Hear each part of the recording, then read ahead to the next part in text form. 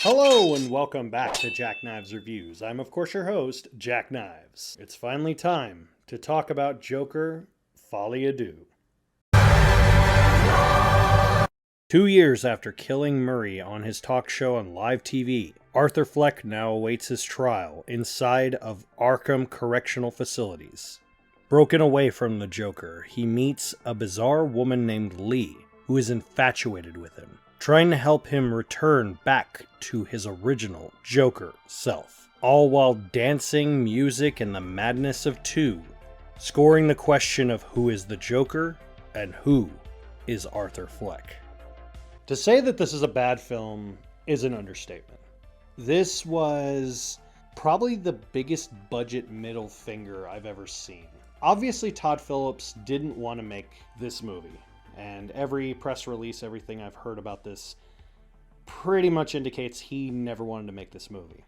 So instead of him actually just doing the best with what he's got, he basically wanted to take it out on the studio and subsequently the fans. Now there are some very, very small few that see the good art that is within this piece, and there are elements in it that I do enjoy. For instance, I feel that the concept of the original movie is a man who becomes the Joker, forced into becoming a symbol by society, whereas this one, it's about Arthur. And the truth of the first movie and the truth of this movie, no one gives a shit about Arthur. And that becomes ever more clear as the story goes on. In fact, the movie should just be 2 hours of people saying, no one likes Arthur, no one likes Arthur, no one likes Arthur, because that's basically what it is. It starts the movie off 2 years after the first one, and he's literally hunched, malnourished, beaten, he's depressed, and he's quite literally carrying a bucket of his own excrement. If there were any more of a metaphor for what Todd Phillips thinks of the fandom and the belovedness that is Joker, they couldn't be any more obvious. Now, again, there are good things in here. For instance, I felt the idea of focusing more on, is Arthur to blame? Is this a split personality? To basically put aside any sort of argument of, is he really the Joker? Is this real? Is he really believe he's the Joker? And ultimately, it does it, but it does it in an extremely unsatisfying way.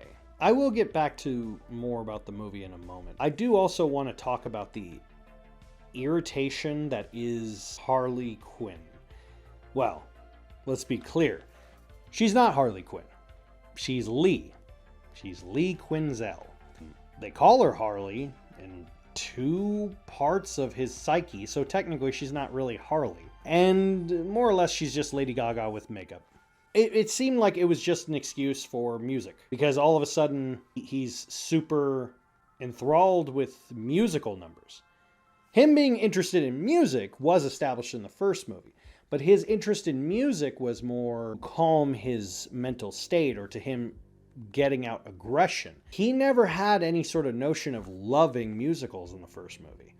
And all of a sudden it's his only personality. And as a person who actually does love musicals when they're done right, what really made me mad is this is a perfect example of it done wrong. There was virtually no setup to each song. It just stopped, and it just came like a drive-by musical. And it really irritated the hell out of me. There's a scene in the movie where it's already become a meme where Arthur confronts Lee and she's singing and singing and he just grabs her, he's like, please just stop singing, let's just have a conversation, just stop. That's pretty much the movie, like, for a lot of people. It also has the single most awkward and gross sex scene I've ever seen that wasn't in a horror movie. I have to be clear about that. Now, people may be watching this and going, how could Todd Phillips have gone from making the first Joker to making this? Like, how could you go from one to one? But you also have to remember, in his resume, specifically in writing, Joker is a diamond in a pile of shit that is his writing credits. This is the same guy who wrote Borat. He wrote Hangover 2 and 3, not the first one. That was not made by him. That was directed by him, but not written by him. He made War Dogs. The very first thing he ever did was write a G.G. Allen documentary. So obviously he has, I guess, what you could call eclectic taste. There was a weird feeling for myself after I left the theater. When I first left it, I originally was trying to gaslight myself into believing that I enjoyed it, that there were some good things, there were some great things about it. But as time went on and I just sat and I festered with it, I felt the same semblance I did about Star Wars Episode 1 when it first came out. I was gaslighting myself. And then I really sat down and I thought about what I saw. And I go, no, I just can't accept the fact that it was a bad movie. Because it was. It was a bad movie. It really upset me because I loved the first one. A man falling from grace into something more and rising like a phoenix. Now just imagine that phoenix falling straight into the dirt and then turning into a maggot. That's basically what this movie was. People that try to see the art in this try to go, well, no one cared about Arthur. No, we did. That's the thing. A lot of people did. I loved Arthur Fleck. I thought he was a great character. He was a great dynamic character. The problem was, this movie, he didn't go backwards. It's like he played deconstructed paint by numbers version of himself. He was the Arthur that had no positivity in his life, no goodness, nothing. Arthur in the original movie was a guy who was kind despite the world being toxic and becomes eventually toxic with a smile. This one, he pretty much says, okay, well, yeah, it was all made up. Screw you for caring about it. Haha.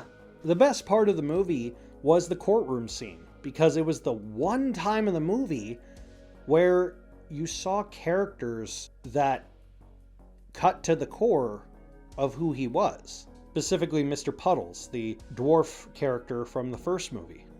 Seeing him heartbreak, that was acting.